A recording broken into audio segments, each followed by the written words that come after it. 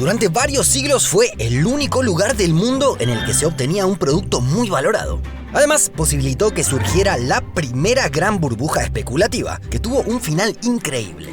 Te invitamos a conocer Banda, el archipiélago secreto. Se calcula que Indonesia tiene más de 17.000 islas. Algunas son conocidas, como Java, Sumatra, Borneo, compartida con Brunei y Malasia, y Nueva Guinea, dividida con Papúa. Pero en esta oportunidad nos ocuparemos de este archipiélago, conocido como Islas Banda. Se ubican en el mar que se llama igual, y son 11. Las más grandes son Banda Besar, Banda Neira y Banda Api.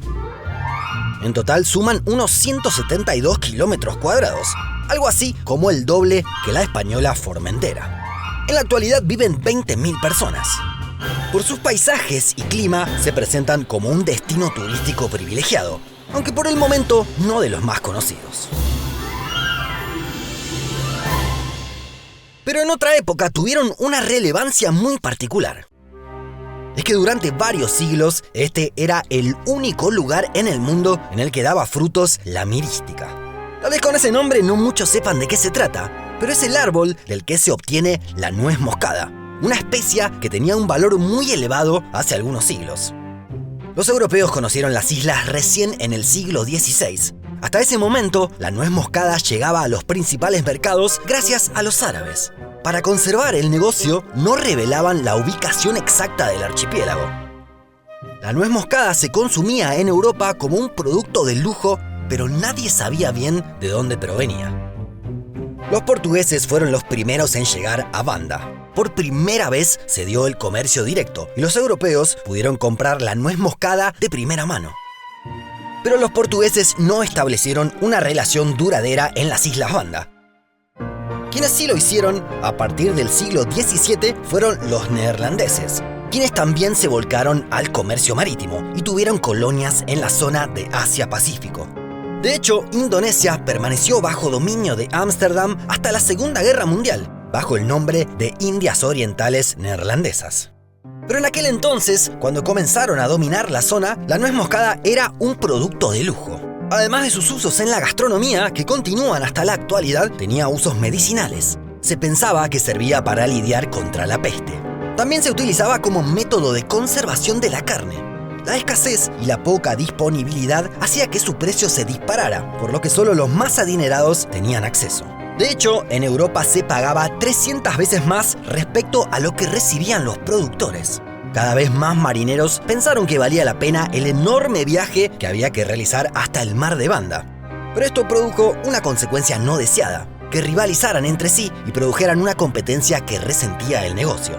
Desde Ámsterdam tuvieron una idea para resolver esta cuestión. En 1602 fundaron la Compañía Neerlandesa de las Indias Orientales. Fue la primera corporación multinacional y la primera empresa de la historia que publicó sus ganancias.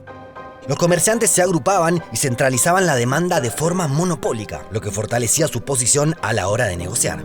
Durante 2 siglos, la compañía tuvo una importancia clave en el comercio mundial. Tal es así que cuando se fundió, a finales del siglo XVIII, los territorios que manejaba se convirtieron en las mencionadas Indias Orientales Neerlandesas. Es que no solo se ocupaban de la parte comercial, sino que era un dominio integral. En Banda Neira construyeron el Fuerte Bélgica, desde donde se ocupaban de defender militarmente la zona. Luego de que haya sido afectado por terremotos, el fuerte fue reconstruido y se puede visitar en la actualidad. Desde allí es posible tener una vista privilegiada del archipiélago. Las Islas Banda se mantuvieron hasta el siglo XIX como las únicas productoras de nuez moscada en el mundo. En la actualidad permanece igualmente ese legado. Indonesia tiene un 75% del mercado a nivel mundial. Mientras los neerlandeses iban a las Islas Banda a conseguir especias, en Europa pasaba algo muy extraño. No era un fruto, pero sí salía de la tierra. Se trataba de los tulipanes, que identifican a los Países Bajos hasta nuestros días. Estas flores habían llegado desde el Imperio Otomano en el siglo XVI por casualidad. Poco a poco comenzaron a plantarse y a fascinar a las clases altas del país, sobre todo las especies más exóticas.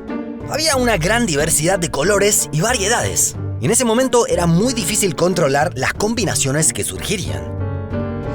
De hecho, había tulipanes multicolores como estos, y no se conocía la causa.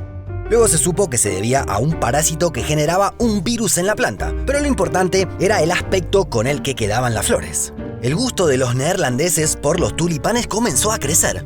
Coincidió además con el periodo de prosperidad económica que vimos. Esto comenzó a trasladarse al arte y los tulipanes aparecieron en más y más obras plásticas. Entre el gusto generalizado y el crecimiento económico comenzó a subir el precio de estas flores.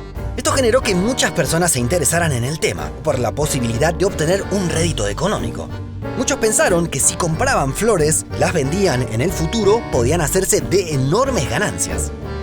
Pero los tulipanes solo florecen una vez al año. La oferta no podía hacer frente a una demanda que era cada vez más grande. Entonces se creó por primera vez en la historia lo que hoy conocemos como mercado de futuros. Las personas adquirían derechos sobre flores que todavía no existían, pero con la promesa de que serían suyas más adelante. Estos títulos sobre los tulipanes del futuro también se comerciaban y subían de precio. Se había popularizado este comercio en casi toda la población, no solo entre los más pudientes. Cuanta más gente ingresaba, más aumentaba la cotización. Y sucedió hasta lugares insospechados. En la década de 1630, un bulbo llegó a pagarse lo mismo que costaba una casa en Ámsterdam. En 1635 se vendieron 40 bulbos por 100.000 florines. Los ingresos medios de una persona rondaban los 150 florines por año. La proporción indica que cada bulbo se pagó lo mismo que el salario de 16 personas durante 12 meses. La tulipomanía parecía incontenible. En febrero de 1637 se realizó la última gran venta de este tipo. Pero de un día para el otro, sin que nada especial hubiera ocurrido, se puso en venta otro lote. Y no hubo oferentes.